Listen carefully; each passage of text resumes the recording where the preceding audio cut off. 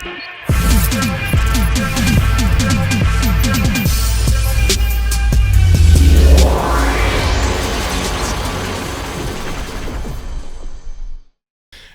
if events went differently, and instead of banishing Thor to Earth, Odin sent him into the world of Skyrim? Welcome back, my fellow watchers of the multiverse, to another epic what-if scenario, and today we're exploring a fascinating crossover where Thor, the god of thunder, is cast out of Asgard and lands in the mythical land of Skyrim. Imagine a universe where Thor, stripped of his powers, and mighty Mjolnir must navigate the precious lands of Tamriel, discovering he is the Dragonborn. How would Thor's journey unfold as he learns to harness the power of the Thuum, faces dragons, and ultimately becomes the chosen one to stop the war between the Imperials and the Stormcloaks? Let's dive into a world where Norse mythology meets Elder Scrolls, and see how this alternate timeline shapes the fate of both Thor and Skyrim. But before we embark on this adventure, if you guys do enjoy these what-if scenarios, I would highly consider that you guys support my work on Patreon as well as the Substack. Your support allows me to continue to create more content, dive deeper into these what-if scenarios, and push the boundaries of our imagination. Thank you for being a part of this journey, and let's explore this alternate what-if together. The great halls of Asgard trembled with the weight of Odin's fury. Thor, prideful and brash, knelt before the Allfather. His once mighty hammer Mjolnir clutched in his hands, now a symbol of his disgrace. The Allfather's voice, deep and resonant, echoed through the chamber as he pronounced judgment on his son's reckless actions. Thor's arrogance had nearly plunged the realms into war, and Odin's heart was heavy with the decision he was about to make. Thor Odinson, Odin intoned, his single eye burning with both anger and sorrow. You have betrayed the trust placed in you as the future king of Asgard. Your thirst for battle has clouded your judgment, and for that, you must learn the true meaning of humility and wisdom. But instead of sending you to Midgard, where your powers would still make you a god among men, I will banish you to a realm unknown to Asgard, a world where you will find no allies, and where your strength alone will not suffice. With a wave of his hand, Odin opened a portal, its swirling energies revealing a world of rugged mountains, ancient ruins, and endless wilderness. A land known as Skyrim.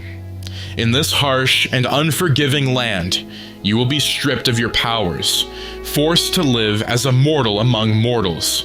Only when you have proven yourself worthy will you be allowed to return to Asgard.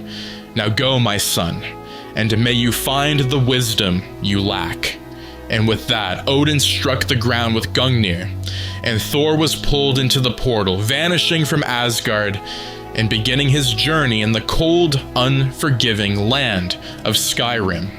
Thor awoke to the jarring sensation of rough-hewn wooden planks beneath him and the sound of creaking wheels. His vision was blurry, but he could make out the shapes of several men bound and gagged, just like him. His head throbbed with a dull pain, a remnant of the powerful magic that had brought him here. As his senses gradually cleared, he recognized the harsh chill in the air and the unfamiliar landscape around him. This was not Asgard, nor was it any realm he knew. He struggled against his bindings, but the ropes were thick and tightly secured. The cart he was in jolted violently as it traversed the uneven path, bringing him closer to the reality of his predicament. He caught snippets of conversation from the other prisoners. The names Ulfric Stormcloak and Helgen stood out among the murmurs. Ulfric, a broad-shouldered man with a fierce countenance, sat across from him, his eyes burning with defiance despite their shared captivity. As the cart rolled into the village of Helgen, the tension was palpable. Guards in heavy armor and stern expressions lined the path, their swords gleaming ominously in the morning light.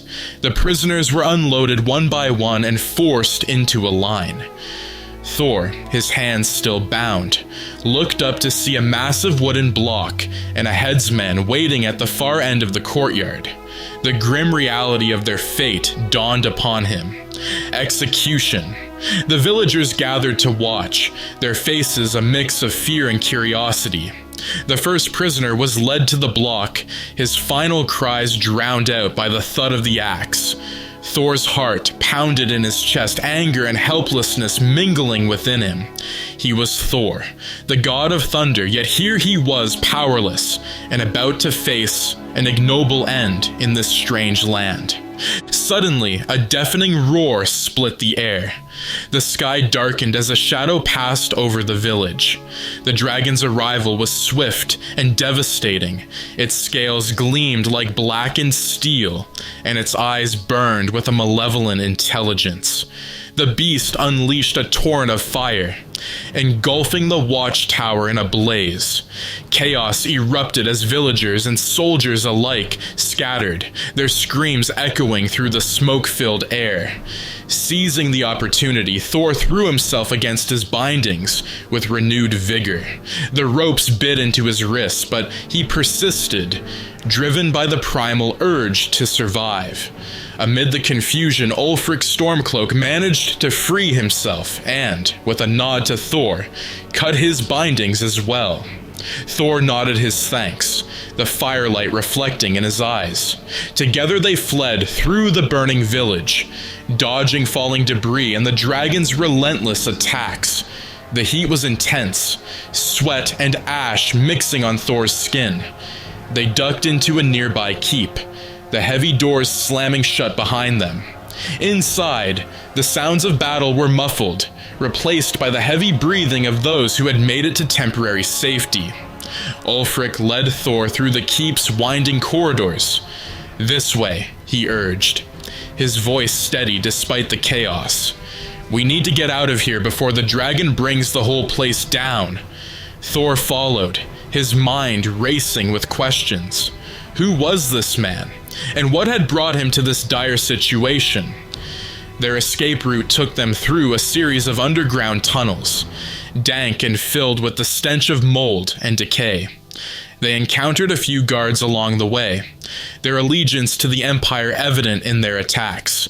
Thor, despite his lack of Mjolnir and diminished strength, fought with a ferocity that surprised even him.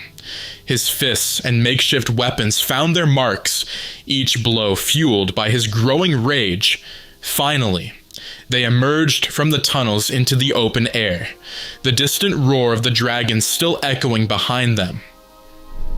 Ulfric paused to catch his breath, looking at Thor with a mixture of respect and curiosity. "You fight well for someone not from around here," he remarked. "Who are you?"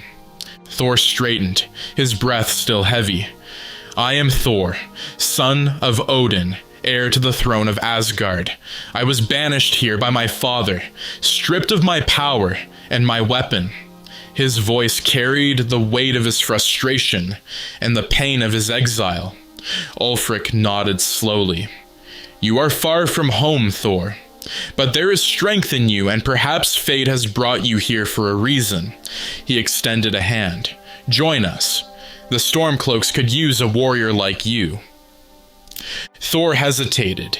The idea of joining a rebellion in a land so foreign to him was daunting, but he had no other leads, no other allies.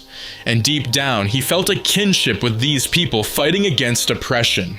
"Very well," he said, clasping Ulfric's hand. "I will fight alongside you." The days that followed were grueling. Thor trained with the Stormcloaks, his strength and combat skills gradually returning. He learned about the civil war tearing Skyrim apart, the struggle between the Imperial Legion and the Stormcloaks for control of the land. Ulfric shared stories of the oppression they faced, the persecution of their culture and beliefs. One evening, as they sat around a campfire, a scout returned with news.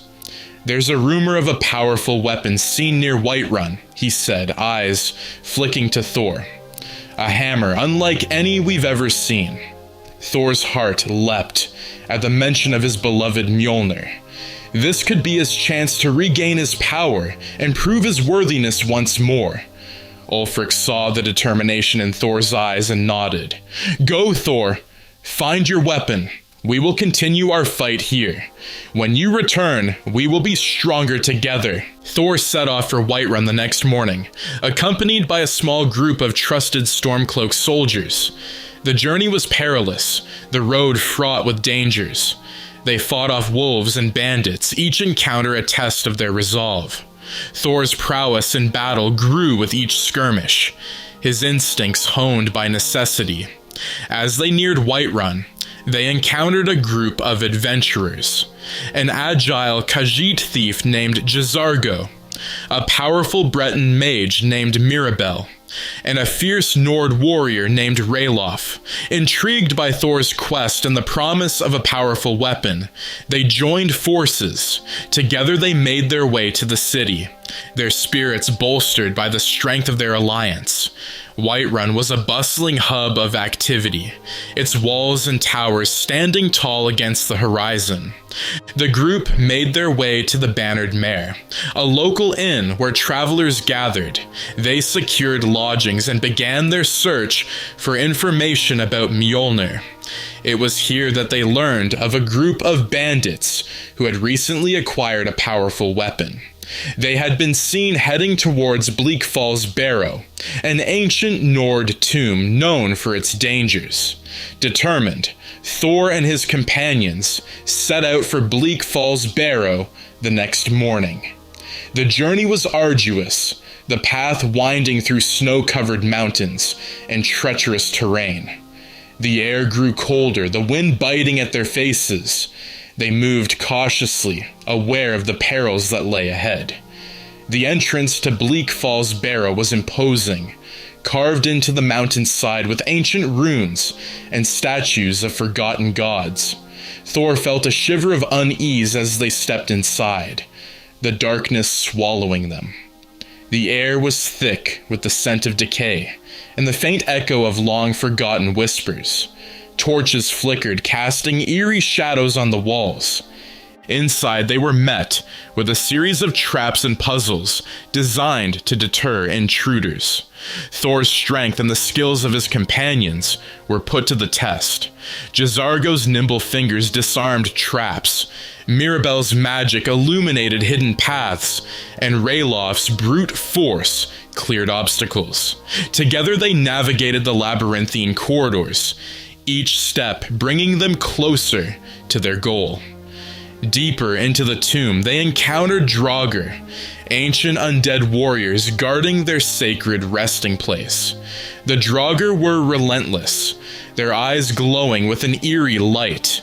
Thor's hammer smashed through their brittle bones, each strike accompanied by a burst of dust and decay.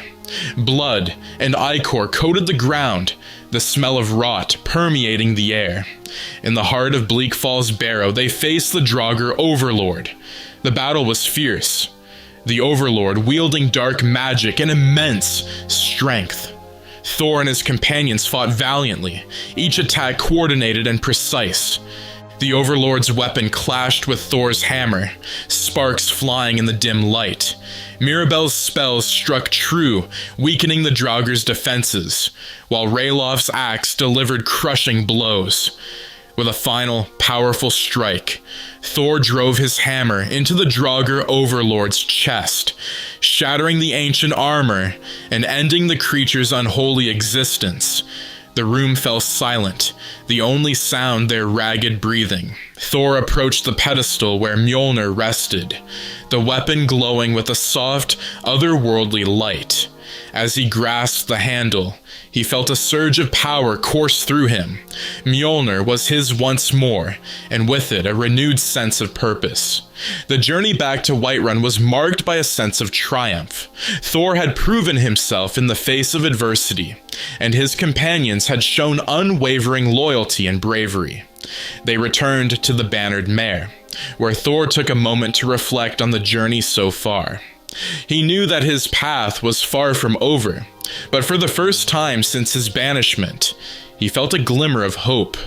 As he sat by the fire, Mjolnir resting beside him, Thor vowed to continue his quest. He would find a way to return to Asgard, to prove his worthiness to his father, and reclaim his place among the gods.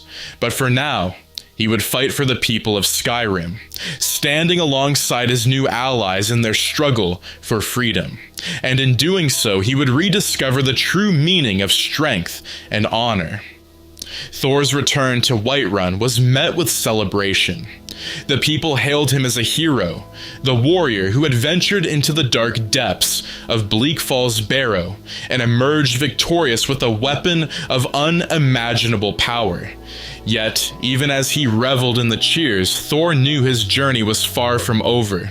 Mjolnir had been reclaimed, but his path to redemption and return to Asgard lay ahead. The next morning, Thor stood in Whiterun's courtyard, his eyes fixed on the distant peaks of the throat of the world.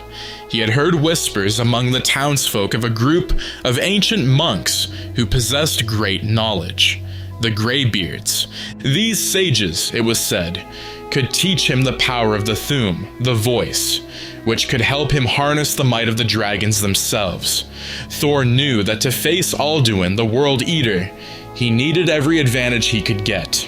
Ulfric Stormcloak, having learned of Thor's plans, approached him. "You've proven yourself, Thor," Ulfric said, his voice steady and respectful. "But the path ahead is dangerous. The Greybeards do not summon just anyone. If they call for you, it means you are destined for great things." Thor nodded, his resolve firm. "I will climb the mountain and seek their guidance, but first, there is something I must do." He had learned of the Daedric Forge, a place of immense power hidden within the depths of Skyrim. It was said that this forge could create artifacts of great strength, and Thor intended to harness it to enhance Mjolnir. With his companions by his side, Thor set out on a new journey. They traversed rugged landscapes, fought off vicious creatures, and navigated ancient ruins. Their first major challenge came when they encountered a group of Dremora guarding the entrance to the Daedric Forge. These demonic beings were fierce and unyielding, their weapons and armor forged in the fires of oblivion. Thor led the charge, Mjolnir crackling with energy as it met the Dremora's dark blades. The battle was intense, the air filled with the clash of steel and the roar of spells. Blood splattered the ground, both mortal and Daedric, as Thor and his companions fought with unwavering determination. Jazargo's agility and Mirabel's magic complemented Raelof's brute strength, creating a formidable team that gradually overcame the Dremora's defenses. Inside the Daedric Forge, the air was thick with heat and the glow of molten metal. Thor approached the anvil, feeling the immense power that radiated from it. With Mjolnir in his hands, he began the process of reforging. He poured his heart and soul into the hammer, channeling the lessons he had learned through his trials in Skyrim. As the forge's flames licked at the weapon, Mjolnir absorbed the dark energy, its appearance shifting. The hammer took on a more formidable form, its surface blackened and etched with glowing runes of power. When the process was complete, Thor lifted the newly forged Mjolnir, feeling its enhanced power coursing through him. It was not just a weapon now, it was a symbol of her journey and growth. He donned the Daedric armor they had found, its dark, imposing design reflecting his newfound strength. The armor fit him perfectly, each piece enhancing his abilities and offering unparalleled protection. Their journey continued to the throat of the world. The ascent was grueling, the air growing thinner and colder with each step. Yet Thor pressed on, driven by the knowledge that the Greybeards held the key to his next step. The climb tested their endurance and willpower, but eventually they reached High Hrothgar, the home of the Greybeards. The monks welcomed Thor, recognizing the greatness within him. Arngir, the leader of the Greybeards, taught Thor the ways of the Thu'um. The training was rigorous, each shout requiring deep concentration and a connection to the very essence of the dragons. Thor's progress was swift, his natural affinity for power aiding him in mastering several powerful shouts. As Thor trained, word of his deeds spread throughout Skyrim. The civil war between the Imperials and the Stormcloaks reached a critical point. Recognizing the greater threat posed by Alduin, Thor sought to unite the warring factions. He called a council at High Hrothgar, inviting leaders from both sides to negotiate a truce. Ulfric Stormcloak and General Tullius, the Imperial commander, arrived with their entourages, tension palpable in the air. Thor spoke with authority and conviction, urging both sides to put aside their differences and unite against the dragon menace. Alduin threatens us all, he declared. If we do not stand together, we will fall separately. Let us forge a new path, one of unity and strength, to defeat this ancient evil. His words, combined with his reputation in the presence of the Greybeards, swayed the leaders. Reluctantly, they agreed to a temporary truce, focusing their efforts on preparing for the final battle. Thor knew that to face Alduin alone, he needed the ultimate armor, the dragon armor. The pieces were scattered across Skyrim, hidden in the most dangerous locations. With his companions, Thor embarked on a quest to find and assemble the armor. They delved into ancient dragon lairs, fought against formidable foes, and deciphered cryptic clues. Each piece they acquired brought Thor closer to his goal, the dragon armor, granting him unparalleled protection and power. The final piece of the dragon armor was located in the heart of Sovngarde, the Nordic afterlife. Thor, with the help of the Greybeards, opened a portal to Sovngarde. The realm was awe-inspiring, filled with the spirits of legendary heroes and bathed in an ethereal light. Thor fought his way through the realm, facing the spirits of ancient warriors who tested his worthiness. In the Hall of Valor, Thor found the final piece of the dragon armor. As he donned it, he felt a surge of power unlike anything he had experienced before. The armor, combined with his reforged Mjolnir and the mastery of the Thu'um, made him a force to be reckoned with. Thor returned to Skyrim, ready to face Alduin. The dragon had begun his assault on the land, spreading fire and destruction. Thor, clad in his black dragon armor and wielding the enhanced Mjolnir, confronted Alduin in a battle that would determine the fate of Skyrim. The clash was titanic, the ground shaking with each blow. Alduin's fire met Thor's lightning, the air crackling with energy. The dragon's dark scales were tough, but Thor's strikes, empowered by the Daedric Forge and his training with the Greybeards, were relentless. Blood flowed freely. The combatants locked in a deadly dance.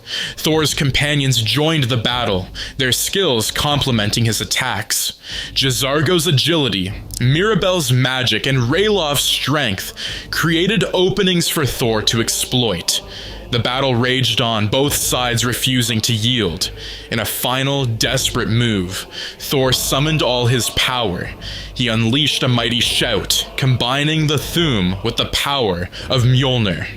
The blast struck Alduin, shattering his defenses and driving the dragon to the ground. With a powerful swing, Thor delivered the final blow, Mjolnir smashing into Alduin's skull with a thunderous crack. The dragon let out a final roar before collapsing, his body dissolving into a cloud of dark energy. The battle was won, Alduin defeated. The people of Skyrim rejoiced, their land saved from the ancient menace. Thor, though victorious, knew his journey was not yet complete. He had proven his worthiness, but his return to Asgard awaited.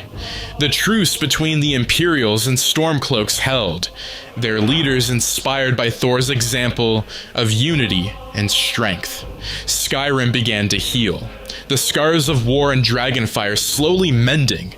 Thor stood at the peak of the throat of the world, looking out over the land he had come to love. The portal to Asgard shimmered before him, Odin's voice echoing in his mind.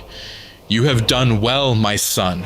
Return home, and let us rebuild together." With a final glance at Skyrim, Thor stepped through the portal, Mjolnir at his side, and the lessons of his journey etched into his soul. He returned to Asgard not just as the god of thunder, but as a hero who had learned the true meaning of strength, honor, and unity.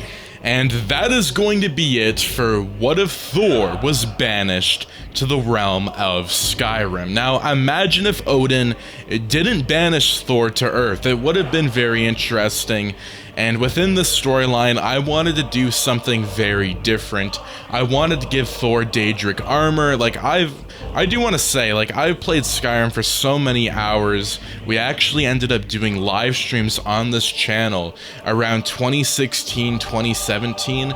And so those are all lost now because I ended up deleting that. That's a long time ago. But I really wanted to do this scenario and put Thor right between, all of the quests and see, what would have happened. And I do want to say this is MCU Thor. So there's so many things that we could do because Thor's plucked from the MCU. He doesn't go through any of the events from Avengers 2012 all the way to Avengers Endgame. He just goes through the main quest line of Skyrim and a ton of other things, and it's just very interesting to see what could we do with the Dragonborn DLC. Could we have Mirak kind of join in? I think that would be very interesting if Mirak ended up defeating the Dragonborn, which is Thor in this variant world. But it would be interesting to see if the Avengers could fight Mirak. That would be interesting. I don't know why that's a scenario in my head, but it's something that I've thought about. So if you guys would like to see it, if you guys would like to see it, or if you're a fan of Skyrim, let me know in the comments down below. But if you guys did enjoy this video, do make sure to subscribe, like, share, and turn those notifications on so you and your friends are up to date with the latest content. But thank you so much for tuning in, and have a fantastic day. Peace out.